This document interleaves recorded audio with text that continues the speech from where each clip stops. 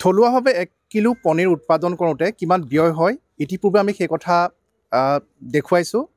আৰু আমি যেটো কৈছিলোঁ যে 260 টকা প্ৰতি কেজিৰ পৰা 380 টকা বা 360 টকা দৰত বা 340 টকা দৰত যি পনীৰ বিক্ৰী হৈ থাকে তেনে কিছুমান পনীৰৰ কাৰ্টুন ৰেল যোগে যোৰহাটলৈ আহিছিল আৰু যোৰহাট জিলা প্ৰশাসনে এই সন্দৰ্ভত অৱগত হোৱাৰ পিছত যোৰহাটৰ জিলা আয়ুক্তৰ নিৰ্দেশনাত ইতিমধ্যে যি খাদ্য সুৰক্ষা বিভাগৰ বিষয়াসকল আহিছে ইয়াৰ নমুনা সংগ্ৰহ কৰিবৰ বাবে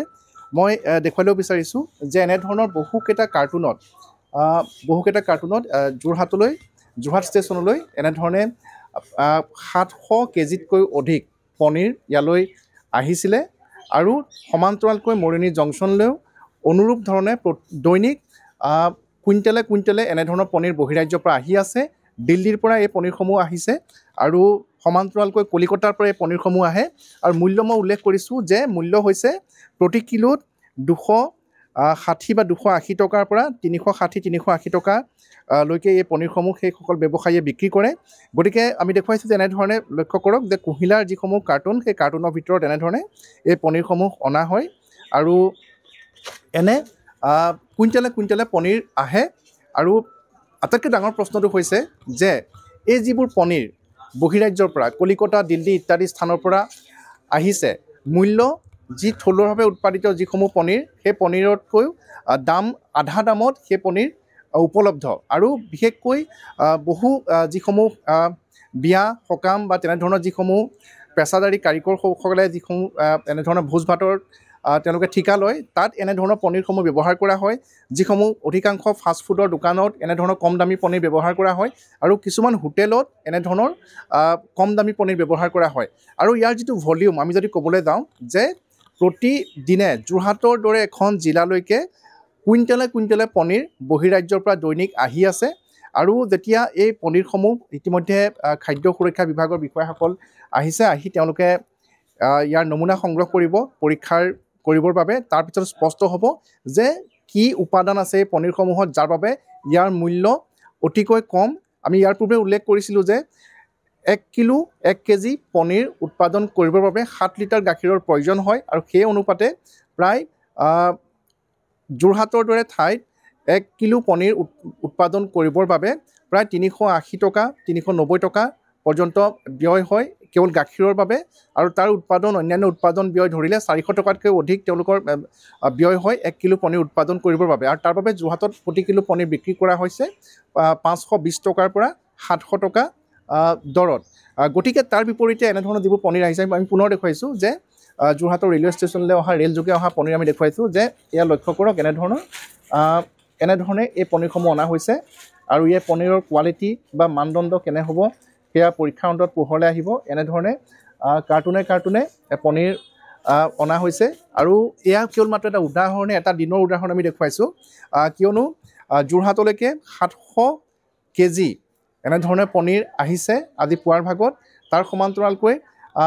মৰিনী জংচনলৈও ইয়াতকৈ বহুত বেছি পৰিমাণৰ পনীৰ আজি আহিছে আৰু তাৎপৰ্যপূৰ্ণ কথাটো হৈছে যে এই পনীৰসমূহৰ যিটো মূল্য দেখুওৱা হৈছে যিখন চালানত ৰেল যোগে প্ৰেৰণ কৰা হৈছে তাত এই 700 কিলো পনীৰৰ বাবে যিটো আমি তাত দেখিবলৈ পাইছোঁ যে 1000 টকা তেওঁলোকে দেখুওৱা হৈছে অৰ্থাৎ এই পনীৰখিনি যদি ৰেল যোগে আহোঁতে সৰবৰাহ কৰোঁতে যদি কিবা হিনদেৰি ঘটে বা নষ্ট হয় তেনেহ'লে তেওঁলোকে 1000 টকাৰ সামগ্ৰী হিচাপেহে ইয়াৰ ক্ষতিপূৰণ তেওঁলোকে আদায় কৰিব পাৰিব ইয়াৰ ৰহস্য কি আমি সেয়াও বুজি পোৱা নাই কিন্তু যোৰহাটৰ কেৱল আজি ইয়াতে যিকেইটা প্ৰতিষ্ঠানৰ পনীৰসমূহ পৰীক্ষাৰ বাবে নমুনা সংগ্ৰহ কৰা হৈছে তাৰ বিপৰীতে যোৰহাটৰ এনে আৰু বহু ঠাই আছে বহু এজেঞ্চি আছে যিসমূহ এজেঞ্চিয়ে দৈনিক কুইণ্টেলে পনীৰ বিভিন্ন স্থানলৈ তেওঁলোকে বিক্ৰী কৰি আহিছে যোগান ধৰি আহিছে আৰু যিবিলাক পনীৰ অৰ্থাৎ থলুৱাভাৱে উৎপাদিত যি পনীৰ তাৰ তুলনাত যে মানদণ্ড অতিকৈ নিম্নমানৰ হ'ব সেয়া সকলোৱে অনুভৱ কৰিছে কিন্তু সকলোখিনি স্পষ্ট হ'ব খাদ্য সুৰক্ষা বিষয়াই নমুনা সংগ্ৰহ কৰি পৰীক্ষাগাৰত পৰীক্ষা কৰাৰ পিছত স্পষ্ট হ'ব যে দৰাচলতে যি আধা দামত অতি কম দামত বহিৰাজ্যৰ পৰা এনেধৰণৰ যিবোৰ পনীৰ আনি বিক্ৰী কৰি থকা হৈছে এই পনীৰত দৰাচলতে কি থাকে সেয়া খাদ্য সুৰক্ষা বিষয়ে জব্দ কৰা নমুনাসমূহ পৰীক্ষাৰ অন্তত পোহৰলৈ আহিব আৰু এইখিনিতে আমি জনাই থব বিচাৰিছোঁ যে